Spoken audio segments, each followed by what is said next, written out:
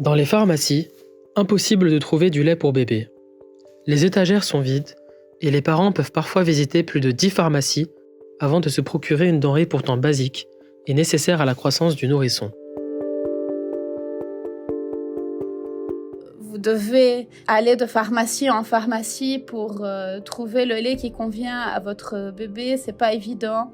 J'ai eu ce problème avec ma fille lorsque, à partir de l'âge de 6 mois, j'ai voulu lui donner le biberon et ce n'était pas tous les genres de lait qu'elle acceptait, c'était une marque spécifique de lait et donc que je ne retrouvais pas. Je l'avais essayé une fois et c'était la seule qu'elle avait accepté de prendre. À un certain moment, on a dû demander à nos proches, les cousins, les oncles, les tantes qui revenaient de l'étranger de nous rapporter des boîtes de lait avec eux.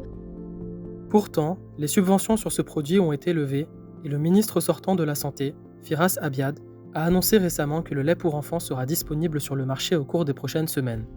Si quelques pharmaciens reconnaissent avoir obtenu des boîtes de lait pour enfants, ce n'est qu'en quantité très limitée, insuffisante pour suivre la demande. D'autres affirment à ICI Beyrouth qu'ils n'ont rien reçu et que les quelques boîtes présentes sur les étagères sont ce qu'il reste de leur stock. Je vends ce qui reste de mon stock car les agents ne sont pas en train de distribuer du lait.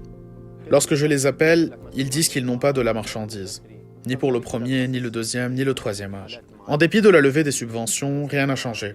Les agents ne distribuent pas de lait. Avec la levée de la subvention, le prix de la boîte de lait infantile est passé de 150 000 livres libanaises à près de 337 000 livres. Malgré cela, ils n'en distribuent pas. La procédure d'importer le lait, en fait, ça prend un peu de temps. Et les fournisseurs avec qui on travaille se sont habitués à une certaine quantité les dernières 2 années, qui étaient des quantités subventionnées, comme on appelle, qui étaient assez limitées. On estime que déjà, il y a des petites quantités qui sont supposées arriver d'ici quelques semaines. Ça, c'est les quantités subventionnées qu'on appelle. Et les plus grandes quantités, on les a déjà placées, on a placé les commandes et on estime qu'elles vont arriver d'ici mars, au grand maximum en avril. C'est difficile de contrôler si vraiment une personne, un papa ou une maman, a besoin d'une certaine quantité, a besoin de lait. Donc il y a pas mal de possibilités d'abus. La plupart de nos fournisseurs avec qui on travaille, on est en ce qu'on appelle en credit hold, ou en bloc de crédit. Parce que la BDL prend pas mal de temps pour payer les arriérés de nos fournisseurs.